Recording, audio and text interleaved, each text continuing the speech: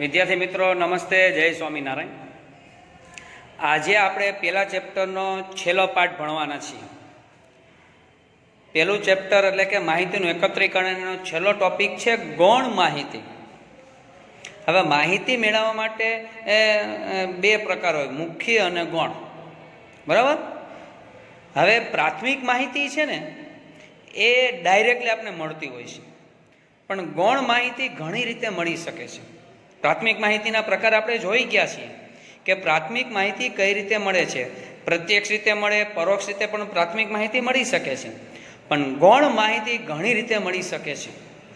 તો ગૌણ માહિતી એટલે કે પેટા માહિતી, જે તે સમયે આપણે ઉદાહરણ આપ્યા હતા। સારું, ચાલો સ્લાઇડ શો દ્વારા આપણે સમજીએ, વધારે સમય નથી લેતા। એટલે ગૌણ માહિતીના પ્રાપ્તિ સ્થાન, આજનું આ લેક્ચર આપણું છેલ્લું લેક્ચર રહેશે આ ચેપ્ટર।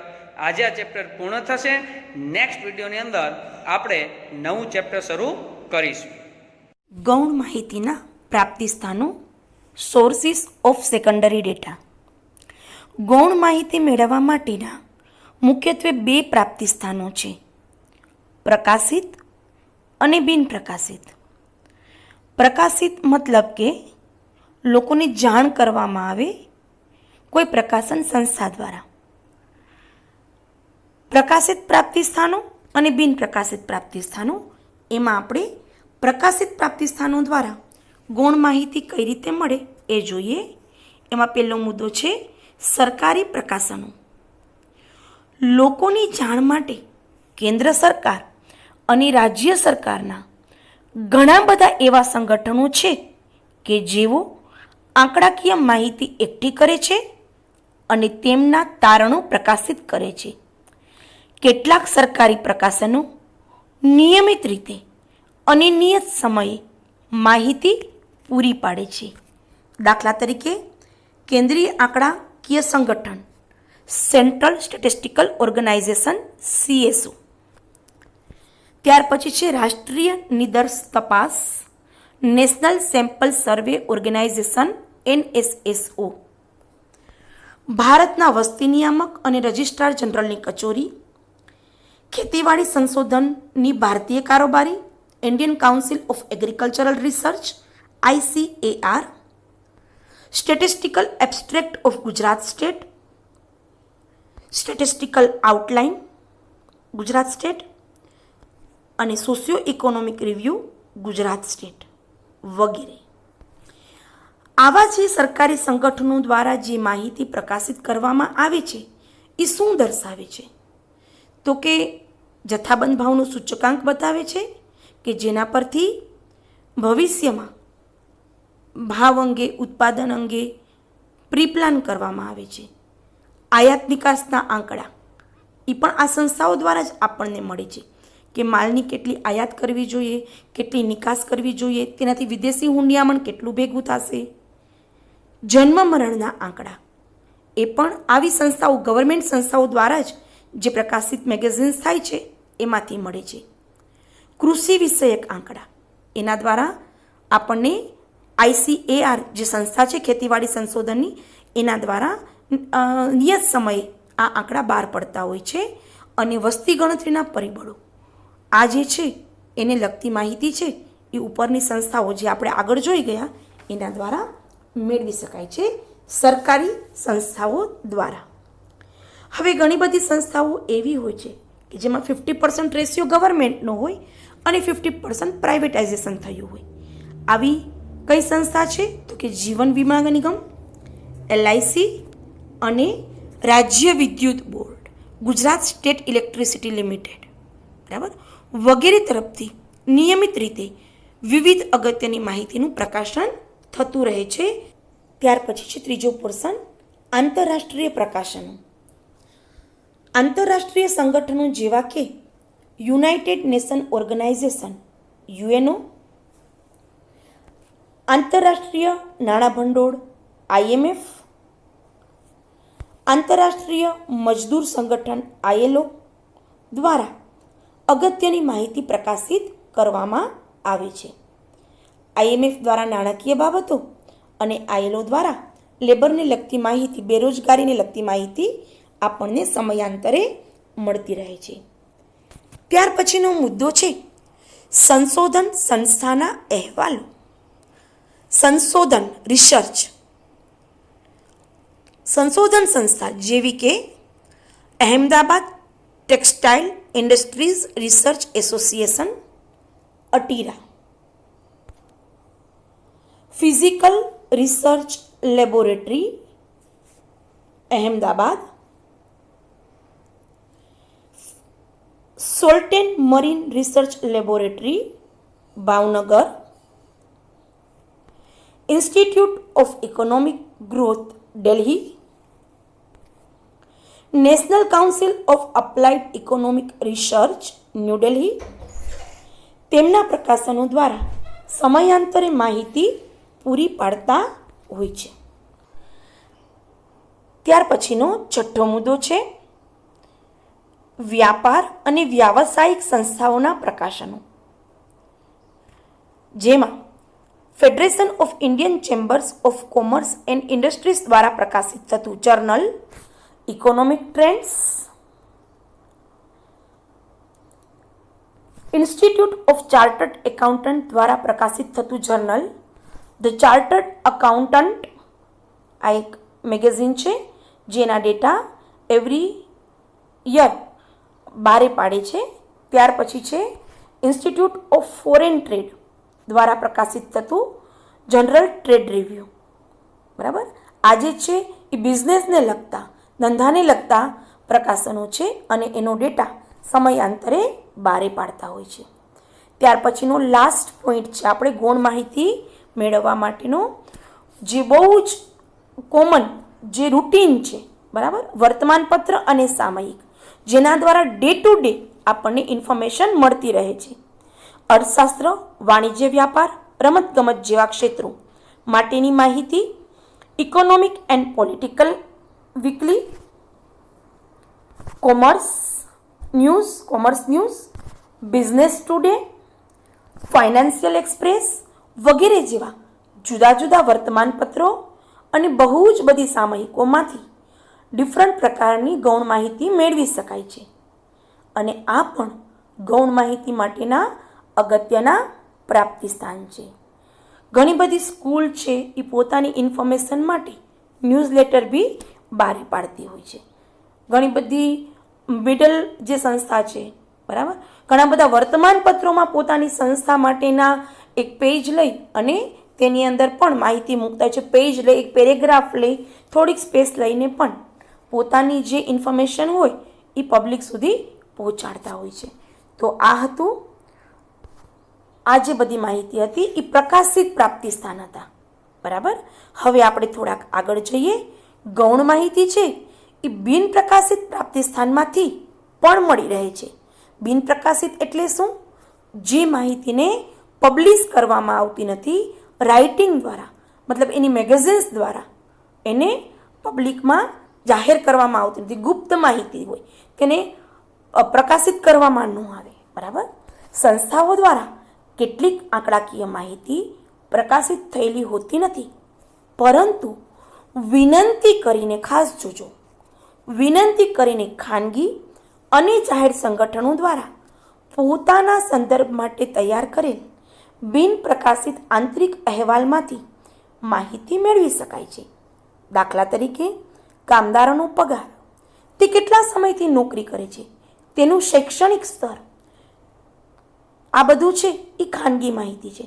જેમ કે આપણી જ વાત કરીએ તો તમારી બધાની જે હાજરી પત્રકમાં નામ હોય, સરનામા હોય, ફોન નંબર હોય, આ બધી ખાનગી માહિતી છે, તેને પ્રકાશિત કરવામાં ન આવે.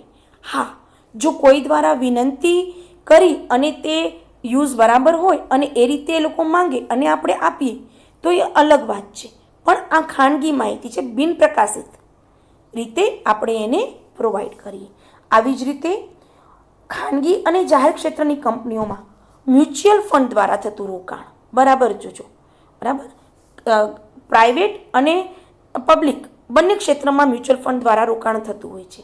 જુદી જુદી યુનિવર્સિટી, આ અમદાવાદની યુનિવર્સિટી છે, આવી અલગ અલગ જે યુનિવર્સિટી છે એના દ્વારા પીએચડીના મહાનિબંધ હોય, જે થીસીસ કહીએ છીએ આપણે, આ જે માહિતી છે એ પણ બિન પ્રકાશિત હોય છે. હા, અન્ય વિદ્યાર્થીઓ દ્વારા જો તે પોતાના હેતુ માટે માંગવામાં આવે તો તે જે તે યુનિવર્સિટીના ડીન દ્વારા કે એના જે મેઇન પર્સન હોય તેના દ્વારા પ્રોવાઈડ કરવામાં આવતું હોય છે. તો આવી ઘણી બધી બિન પ્રકાશિત પ્રાપ્તિ સ્થાનો છે કે જેમાંથી આપણને ગૌણ માહિતી મળી રહે છે. હવે આપણો આ ચેપ્ટરનો લાસ્ટ પોઈન્ટ, ગૌણ માહિતી ઇઝીલી મળી તો જાય છે, પણ આપણે શું આનો બિંદાસપણે ઉપયોગ કરી લેવો જોઈએ? વિચાર કરો તો કે ના. ગૌણ માહિતીનો ઉપયોગ કરતી વખતે આપણે ઘણી બધી સાવચેતીઓ રાખવી પડે છે. Precautions while using secondary data. આપણે ઘણી બધી મેટર જોવી પડે છે કે માહિતી કોણે મેળવી છે, ક્યારે મેળવી છે, કયા હેતુ માટે મેળવી છે, તેનું કાર્યક્ષેત્ર શું છે. આ બધી જ માહિતી આપણે સાવચેતીપૂર્વક બધું જાણી અને પછી તેનો યુઝ કરવો જોઈએ. સાવચેતીઓ, પહેલી સાવચેતી શું રાખશું તો કે ગૌણ માહિતીનો ઉપયોગ કરતા પહેલા માહિતી કોણે મેળવી છે, ખાસ કોણેની નીચે અંડરલાઈન કરજો. ક્યાંથી માહિતી મેળવેલ છે, ક્યાંથી નીચે અંડરલાઈન કરજો, એ ખાસ જોવું જોઈએ. ખાનગી સંસ્થા દ્વારા તૈયાર કરેલ અહેવાલમાંથી લેવાયેલ માહિતી ઓછી વિશ્વસનીય હોય છે, કારણ કે ખાનગી સંસ્થાઓ પોતપોતાના પૂર્વગ્રહો અને વિચારસરણી અનુસાર માહિતી એકત્રિત કરતી હોય છે. એણે જે ફિલ્ડમાં છે એ ફિલ્ડમાં બેસ્ટ દેખાવું હોય તો એને ઘણું બધું ગલત કરવું પડતું હોય છે, ઘણા બધા ડમી ફિગર્સ ઊભા કરવા પડતા હોય છે. અને એવી માહિતી હોય છે કે જેથી આ માહિતીનો યુઝ કરતાં પહેલાં ખાસ જાણવું જોઈએ કે માહિતી કોણે મેળવી છે અને ક્યાંથી મેળવી છે. ખરેખર કોઈ ડેટા દ્વારા એને મેળવી જ ન હોય, એમને ડમી પણ ઊભી કરેલી હોઈ શકે. તો આ ખાતરી થાય પછી જ આપણે એ માહિતીનો યુઝ કરવો જોઈએ. બીજો મુદ્દો છે ગૌણ માહિતી મેળવવાનો હેતુ. હેતુની નીચે અંડરલાઈન કરજો. હેતુ અભ્યાસના હેતુ સાથે સુસંગત હોવો જોઈએ, અન્યથા આવી માહિતી બિન ઉપયોગી બની જાય છે. એઝ ફોર એક્ઝામ્પલ, બીજી કોઈ સંસ્થા હોય જેણે માહિતી મેળવી છે, એનો હેતુ સાવ સામાન્ય હોય, ઠીક છે, એના માટે 100% રિઝલ્ટની નીડ ન હોય, પણ આપણે આજે જ્યારે એ માહિતીનો યુઝ કરવાના છીએ ત્યારે આપણે 100% રિઝલ્ટની અપેક્ષા છે. તો ત્યારે આપણા બંનેનો હેતુ સુસંગત હોય, સરખો હોય તો જ આપણે તે માહિતીનો યુઝ કરવો જોઈએ, અન્યથા આવી માહિતી છે એ બિન ઉપયોગી બની જાય છે. ત્રીજો મુદ્દો છે એકત્રિત કરેલ માહિતી ખૂબ જ જૂની ન હોવી જોઈએ. આપણા દાદા અને દાદી કહેતા હોય છે ને, અમારા જમાનામાં તો ઘી આટલા રૂપિયે કિલો મળતું, અમારા જમાનામાં તો સોનું આટલા રૂપિયે મળે. બરાબર, પણ આ જે માહિતી છે એ ખૂબ જ જૂની છે, અત્યારના સમયગાળા સાથે બિલકુલ બંધ બેસતી નથી. ત્યારના સોનાના ભાવ જુઓ, અત્યારે સોનાના ભાવ જુઓ, ત્યારે પેટ્રોલના ભાવ, અત્યારે પેટ્રોલના ભાવ, ત્યારે 2 રૂપિયે કિલો અનાજ મળતું, એ જ અનાજ આજે 40, 60 કે 100 રૂપિયે કિલો મળતું હોય. બરાબર, તો એકત્રિત કરેલી માહિતી છે એ ખૂબ જ જૂની ન હોવી જોઈએ અને અત્યારના સમયગાળા સાથે બંધ બેસતી હોવી જોઈએ.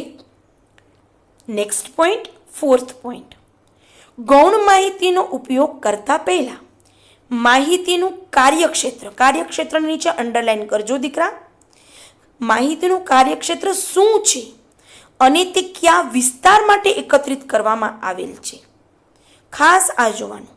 આપણે દાખલા તરીકે કોઈ રીચ વિસ્તારમાં આપણે અભ્યાસ કરી, ત્યાં દાળના ભાવ વિશેનો સર્વે આપણે કરીએ તો ત્યાં ડઝન્ટ મેટર 20 રૂપિયો કિલો દાળ છે કે એ 100 રૂપિયા કિલો દાળ થાય છે, ત્યાં કાંઈ જ ફેર નહીં પડે.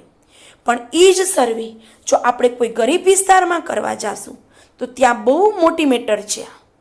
બની શકે તેઓ વીકમાં 1 કે 2 દિવસ જ દાળ બનાવે, અથવા તો બિલકુલ દાળ બનતી એના ઘરમાં બંધ થઈ જાય.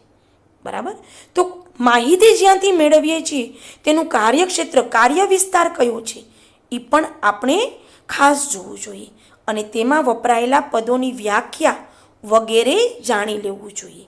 બરાબર, ખાસ આ મુદ્દો કાર્યક્ષેત્ર એની નીચે લાઈન કરજો.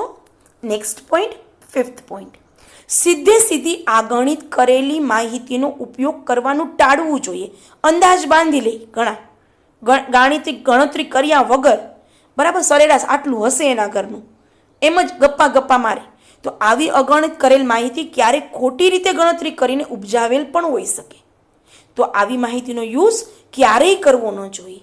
બરાબર, સરેરાશ કાઢવાની હોય કે બીજી કાંઈ પણ ગણના કરવાની હોય, ટોટલ કરવાનું હોય, ગુણાકાર કરવાનો હોય માહિતીનો, બરાબર, કોઈ એક ઘરના સભ્યોની સરેરાશ, તો અંદાજે આપણે કહી દઈએ તો એ બિલકુલ ગલત છે. 3 વ્યક્તિ અર્ન કરતી હોય તો 3 વ્યક્તિની income, total income divided by 3 કરીએ પછી જ એનો સરવાળો મળી શકે. એટલે આગણિત કરેલ અંદાજ બાંધેલ માહિતી છે એ ઉપજાવેલ પણ હોઈ શકે. અને લાસ્ટ પોઈન્ટ, કઈ રીત દ્વારા માહિતી એકત્રિત કરેલ છે તે પણ જાણી લેવું જોઈએ. કઈ રીત યાદ કરો તો, પ્રત્યક્ષ તપાસની રીત, પરોક્ષ તપાસની રીત અને પ્રશ્નાવલીની રીત. પ્રશ્નાવલીની રીતમાં બી ટપાલ દ્વારા અને આગણક દ્વારા. તો આમાંથી કઈ રીતથી માહિતી એકત્રિત કરેલ છે એ પણ આપણે જાણવું જોઈએ કે જેથી સંશોધન કરતા તે રીતના લાભ ગેરલાભથી વાકેફ બને. ફરીથી એક વખત જોઈ લઈએ. બરાબર, પહેલામાં આપણે કોણે મેળવી, ક્યાંથી મેળવી, બીજામાં અભ્યાસના હેતુ સાથે સુસંગત, ત્રીજા મુદ્દામાં જૂની ન હોવી જોઈએ, ચોથો મુદ્દો માહિતીનું કાર્યક્ષેત્ર જાણવું જોઈએ, પાંચમો મુદ્દો સીધે સીધી આગણિત કરેલી માહિતીનો યુઝ ન કરવો જોઈએ, અને લાસ્ટ કઈ રીત દ્વારા માહિતી એકત્રિત કરેલી છે તે જાણી લેવું જોઈએ. અહીં આપણું ચેપ્ટર માહિતીનું એકત્રીકરણ, કલેક્શન ઓફ ડેટા કમ્પ્લીટ થાય છે. મને એમ લાગે છે કે કોઈને કાંઈ જ પ્રશ્ન લગભગ હોવો જોઈએ નહીં. મેં કોશિશ કરી છે એક મેટર વિઝ્યુઅલાઇઝ તમને થાય, ગોખવી ન પડે. બરાબર, વ્યવસ્થિત રીતે સમજાવવાની કોશિશ કરી છે. છતાં જો કોઈને કાંઈ પ્રશ્ન હોય તો please call me any time. Homework આજના 2 જ પ્રશ્ન છે. સેક્શન ડીમાં 3 માર્ક્સમાં પૂછાય છે. ગૌણ માહિતીના પ્રાપ્તિ સ્થાનો જણાવો. મુદ્દાસર લખવાનો છે. 1 to 7 પોઈન્ટ છે. 3 માર્ક્સનો ક્વેશ્ચન પૂછાય તો તમારે 6 મુદ્દા લખવા જરૂરી છે. અને બીજું છે ગૌણ માહિતીના ઉપયોગ દરમિયાન કઈ સાવચેતીઓ રાખવી જોઈએ. આમાં પણ 3 માર્ક્સમાં 6 મુદ્દા લખવા જરૂરી છે. વિદ્યાર્થી મિત્રો, આજે જે પ્રશ્ન સમજ્યા એ ફેરબુક રફ ચોપડામાં એક વખત લખી નાખવાનું છે અને પાકું પણ કરવાનું છે. અહીંયા આપણે પહેલું ચેપ્ટર સંપૂર્ણપણે પૂર્ણ થાય છે. નેક્સ્ટ વિડીયોની અંદર આપણે એક નવું જ ચેપ્ટર શરૂ કરીશું. ત્યાં સુધી બધા જ વિદ્યાર્થી મિત્રોને જય સ્વામિનારાયણ.